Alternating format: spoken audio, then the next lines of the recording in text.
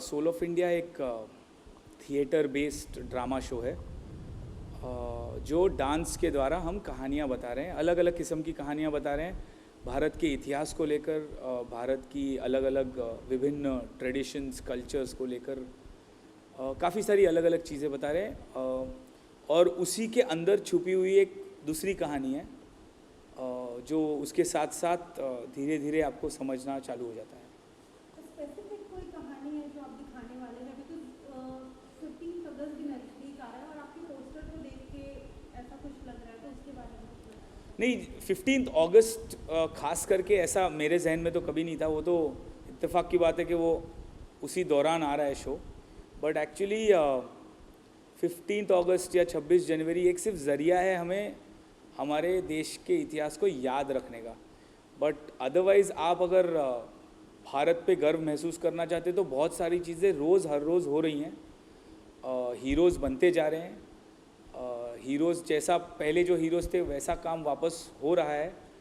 So really 15 अगस्त को लेकर तो नहीं है। हाँ, इसीलिए उसका नाम सोल ऑफ इंडिया इसीलिए क्योंकि वो पेट्रियाटिक ना होते हुए एक प्रतिबिंब है भारत के इतिहास का। बट ये ज़रूरी नहीं है उसके साथ साथ आपको हर बार पेट्रियाटिज़म ही दिखाना हो। पेट्रियाटिज़म एक बाई प्रोडक्ट है जो उसके साथ आएगा ही, क्योंकि जब मैं भारत की बात करूं, चाहे वो स्पोर्ट्स की बात करूं, चाहे वो सिंगिंग की बात करूं या किसी भी अचीवमेंट की बात करूं, परफॉर्मिंग आर्ट्स से लेकर हमारे लीडर्स तक की, तो उसमें एक नेशनल फीलिंग आएगा। So it's a national show, it's a nationalistic show rather than a patriotic show. Story के बारे में पूछना चाहेंगे, किस तरीके की स्टोरी है जो, मतलब आई नो आप बता नहीं सकते, लेकिन फिर भी जो दर्शक है उनके आंखों में आंसू ला देने वाला, या मैं किस प्रकार का लोगों को? हाँ, ये आपने बहुत अच्छा प्रश्न पूछा है, क्योंकि इस शो जैसा कोई भी लाइव एक्सपीरियंस दर्शकों ने आज तक नहीं देखा होगा, ज़्यादातर दर्शकों ने, इसकी मैं गारंटी ले सकता हूँ। सिर्फ इसीलिए क्योंकि आपको बहुत बार ऐसा लगेगा जैसे कि आप सिनेमा देख रहे हैं, क्योंकि किरदार उतना दूर ही है बट उसकी इमोशंस इतनी इंटेंस है कि आपको लग रहा है कि वो आपसे बात कर रहा है। और थ्रू आउट द शो, पूरे शो के दौरान you will have a smile on your face and every 5 minutes you will have a tear in your eye. वो आंसू आना ही है हंसी के साथ साथ। और वो जो इमोशन है वो इंसानों में बहुत कम देखने मिलता है। हम खुद बहुत कम महसूस करते हैं ऐसे मोमेंट्स ज़िंदगी में, हमारी निजी ज़िंदगी में, जहाँ आपके चेहरे पे हंसी भी है और आंखों में नमी भी है। आर्टिस्ट की बात करें और मेहनत की, तो कितने दिनों से आपकी ये रिहर्सल चल रही है और क्या आपको लगता है कि मतलब अभी भी कुछ बाकी है उसमें? नहीं, अभी बाकी तो हमेशा के लिए रहेगा। हम 1000 शो कर ले, चाहे 1 शो कर ले, चाहे कोई भी ना शो करे, क्योंकि आप हमेशा हर बार लाइव थिएटर का मज़ा उसी में है कि आप ऑडियंस के सामने हर रोज़ ज़ीरो से स्टार्ट करते हो। आपने कितनी भी मेहनत की हो, इट्स लाइक कोई भी स्पोर्ट हो, आप 20 साल से क्रिकेट खेल रहे हो, फिर भी आप जिस दिन जाते हो खेलने तो आप ज़ीरो से चालू करते हो। हर कलाकार को, हर आर्टिस्ट को हमारे यहाँ एवरी डे, हर दिन उस ऑडियंस को वापस वही करके दिखाना है, उसी इंटेंसिटी के साथ करके दिखाना है, चाहे तुम कितना भी कुछ भी कर चुके हो। हाँ, जहाँ तक मेहनत की बात है, सारे आर्टिस्ट ने लगभग, हम अभी 2.5 महीने से मेहनत कर रहे हैं। तो 400 ऑडिशंस के बाद मैंने 40 लोगों को सिलेक्ट किया। उनमें से कुछ लोगों को कास्ट किया पहले कि आप ये रोल करोगे, आप वो रोल करोगे, और उसके बाद जो एक्टिंग की ट्रेनिंग शुरू हुई, क्योंकि सब डांसर्स ही हैं, मतलब basically everyone that I audition वो सब डांसर्स ही थे। तो उनमें से मुझे कास्ट इसलिए करना पड़ा कि मैं एक्टर्स को डांस सिखाने से ज़्यादा बेहतर ये समझता हूँ ऑप्शन एक डायरेक्टर के लिए कि इस टाइप के शो में डांसर से एक्टिंग करवाई जाए। तो वो एक बहुत बड़ा चैलेंज था, और वो आप देखेंगे तो आप ही बताइए कि हमने वो चैलेंज को पार किया है या नहीं। बट मेहनत तो बहुत की है, सब ने बहुत मेहनत की है। दिन रात 10 से 10 हम रिहर्सल करते थे, कभी कभी सुबह 8 से 10 करते थे रिहर्सल। बारिश का मौसम है, लोग कभी कभी भीग के आते थे, दोपहर तक सूखते नहीं थे, मगर रिहर्सल जारी रहती थी।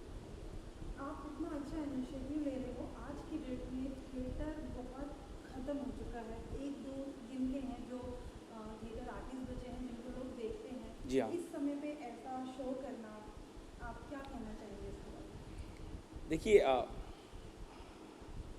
दुनिया में क्या हो रहा है उस हिसाब से तो मैंने शो नहीं बनाया, मुझे क्या करना था उस हिसाब से शो बनाया है। तो अगर थिएटर अपनी चोटी पे होता और जहाँ वहाँ सारी जहाँ पे शोज़ हो रहे होते थिएटर, तो भी शायद मैं ये करता क्योंकि मुझे करना था।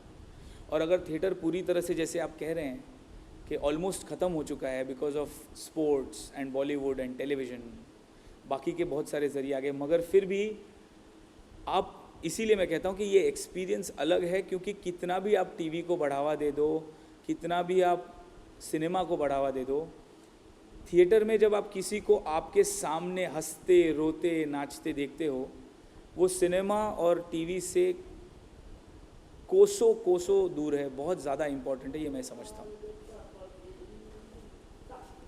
आगे से गेस्ट के बारे में जानना चाहेंगे कि 10th और 11th को ये शो किस जी हाँ। तरीके के गेस्ट आने वाले हैं, कौन से आपके फ्रेंड्स आपको सपोर्ट करने आने वाले हैं, और किस तरीके का आफ्टर शो ये एक तो अगेन वेरी इंटरेस्टिंग थॉट, क्योंकि मेरा मानना ये था कि हर बार आप अवार्ड शो करते हैं, इवेंट्स करते हैं, तो जितनी भी बार मैंने कोरियोग्राफी की है, चाहे वो फिल्म फेयर हो, स्टार स्क्रीन हो, स्टारडस्ट हो, कितने सारे अवार्ड्स होते हैं, और वो सारे अवार्ड्स में लगभग मैंने काम किया है सारे फिल्म एक्टर्स के साथ, टीवी एक्टर्स के साथ। तो हमेशा एक रेड कार्पेट होता है शो के पहले, और उस पर सबका इंटरव्यू होता है, जो आ रहे हैं, जो देखने आ रहे हैं उस शो को, उस अवार्ड नाइट पे। हमने थोड़ा सा मॉडल चेंज किया है। हम क्या करने वाले हैं, सारे मेरे टीवी आर्टिस्ट जो हैं, फिल्म एक्टर्स जो हैं, जो डायरेक्टर्स हैं, जो आ रहे हैं, उनको हम 2 सवाल करेंगे शो के पहले।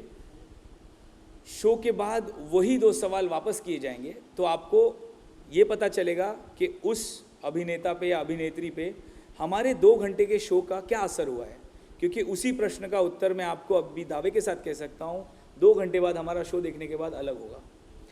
जहाँ तक लिस्ट ऑफ पीपल जो आर्टिस्ट आ रहे हैं, रोहित रॉय, रोनित रॉय, हुसैन एंड टीना, जो मेरे ही आर्टिस्ट रह चुके 10 साल से नच बलिए के दौरान, मानव, श्वेता, गुरमीत, देवीना, आशा, ऋत्विक, हितेन, गौरी, टेलीविज़न के जितने भी आप नाम लोगे वो काफ़ी सारे आ रहे हैं, करीबन 40 या 50 आर्टिस्ट आ रहे हैं।